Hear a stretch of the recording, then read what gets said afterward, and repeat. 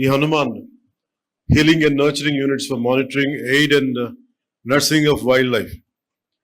దీని ముఖ్య ఉద్దేశం మానవ వన్యప్రాణి సంఘర్షణని నివారించడం, తగ్గించడం కోసం రూపకల్పన చేసిన సమగ్ర సాంకేతిక శాస్త్రీయ కార్యక్రమం.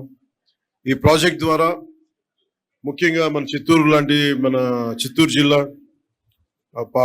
పార్వతీపురం ఇలాంటి జిల్లాల్లో ఎక్కడైతే ఈ ఏనుగులు కానీ వన్యప్రాణులు కానీ ఊళ్ళలోకి వచ్చేసి పొలాల మీద పడి ప్రాణానికిను అలాగే వ్యవసాయానికి ఇబ్బంది కలిగించే పరిస్థితుల్లో వీటిని హ్యాండిల్ చేయాలనే దాని నుంచి పుట్టిందే ఈ హనుమాన్ కార్యక్రమం. ఈ ప్రాజెక్ట్ ద్వారా సరిహద్దు గ్రామాల ప్రజలకి రక్షణ, వారి జీవనోపాధికి భద్రత కల్పించడం, వన్యప్రాణుల సంరక్షణ చర్యలు మరింత కట్టుదిట్టంగా ముందుకు తీసుకెళ్తాం.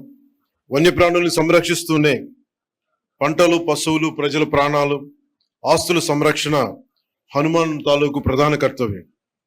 ఏదైనా సంఘర్షణ చోటు చేసుకున్నప్పుడు వెంటనే స్పందించడం, వారికి కావాల్సిన ఉపశమన చర్యలు, పరిహారం చెల్లింపు వ్యవస్థల్ని హనుమాన్ ఫౌండేషన్ నిర్వహిస్తుంది.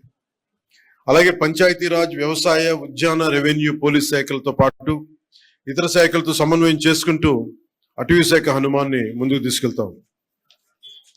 ఈరోజు ఈ హనుమాన్ ప్రాజెక్ట్ కోసం మొట్టమొదటిసారి రాష్ట్రంలో పూర్తి సాంకేతికతో కూడిన, అంటే GPS ట్రాకింగ్ ఇలాంటి సాంకేతికతో కూడిన 100 వాహనాలని ప్రారంభించాం. దాంట్లో 93 rapid response and rescue team vehicles, 7 wildlife ambulances ఉన్నాయి. వీటికి అనుసంధానంగా విశాఖపట్నం, రాజమహేంద్రవరం, తిరుపతి, బైరిట్లలో 4 wildlife rescue and treatment సెంటర్స్ని ఏర్పాటు చేస్తా ఉన్నాం. 19 ర్యాపిడ్ రెస్పాన్స్ టీమ్స్ సిద్ధంగా ఉన్నాయి. ప్రతి వాహనంలో అటవీ రేంజ్ ఆఫీసర్, జంతు వైద్య సిబ్బంది, ట్రైబల్ హెల్పర్స్, గిరిజన సహాయకులు, para veterinarians, trained and community based veterinarians, community based animal వర్కర్స్తో కూడిన పూర్తి స్థాయి వ్యవస్థ ఉంటుంది.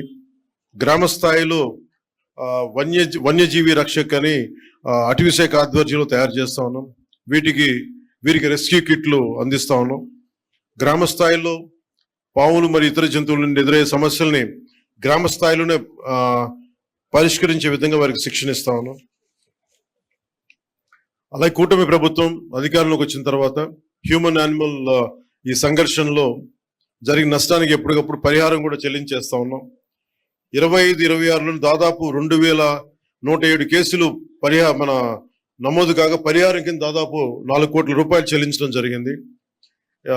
కూటమి ప్రభుత్వం అధికారంలోకి వచ్చిన తర్వాత వన్యప్రాణుల దాడుల్లో ప్రాణాలు కోల్పోయిన వారికి ఎక్స్గ్రేషియా, నష్టపోయిన పంటలకు ఇచ్చే నష్టపరిహారం మొత్తాన్ని గణనీయంగా పెంచాం. అంతకుముందు 5 లక్షలు ఉంటే కూటమి ప్రభుత్వం వచ్చాక 10 లక్షలు పెంచాం. గాయపడిన వారికి పరిహారం 2 లక్షలు పెంచాం. పశువులు చనిపోతే మార్కెట్ విలువ ఆధారంగా పరిహారం చెల్లిస్తా ఉన్నాం. అలాగే చిత్తూరు, శ్రీకాకుళం, పార్వతీపురం, మన్యం జిల్లాల్లో ఏనుగుల సమస్య తీవ్రంగా ఉంది.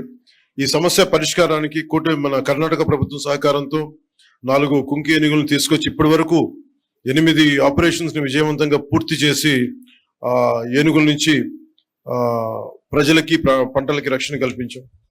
అలాగే AI ఆధారిత, ఆర్టిఫిషియల్ ఇంటెలిజెన్స్ ఆధారిత పైలట్ ప్రాజెక్ట్ ద్వారా ఏనుగులు మరియు ఇతర జంతువులు వచ్చే ముందస్తు హెచ్చరికలు ఇచ్చే వ్యవస్థని అటవీ సరిహద్దు గ్రామాల్లో అమలు చేస్తా ఉన్నాం. Advanced weather and alert reporting system మరియు కమాండ్ కంట్రోల్ సెంటర్ ద్వారా బల్క్ మెసేజింగ్ సిస్టమ్ అభివృద్ధి చేస్తా ఉన్నాం.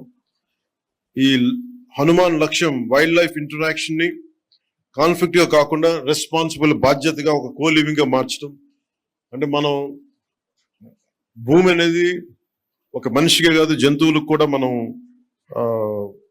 వాటి పట్ల కూడా మనకు బాధ్యత ఉంది. వసుదైక కుటుంబకం అనే సిద్ధాంతాన్ని నమ్మేవాళ్ళం మన దేశం. సో అలాంటి వారి కోసం ఈ హనుమాన్ ఆ సిద్ధాంతాన్ని మరింత బలంగా ముందుకు తీసుకెళ్తుంది. అటవీ శాఖ అధికారులకి, ఫ్రంట్ లైన్ సిబ్బంది వారి అంకిత భావం, కష్టపడి చేసిన సేవల్ని మనస్ఫూర్తిగా నేను అభినందిస్తా ఉన్నాను. అలాగే ముఖ్యంగా NGOs లేకుండా ఇలాంటి కార్యక్రమాలను ముందుకు తీసుకెళ్ళడం చాలా కష్టం.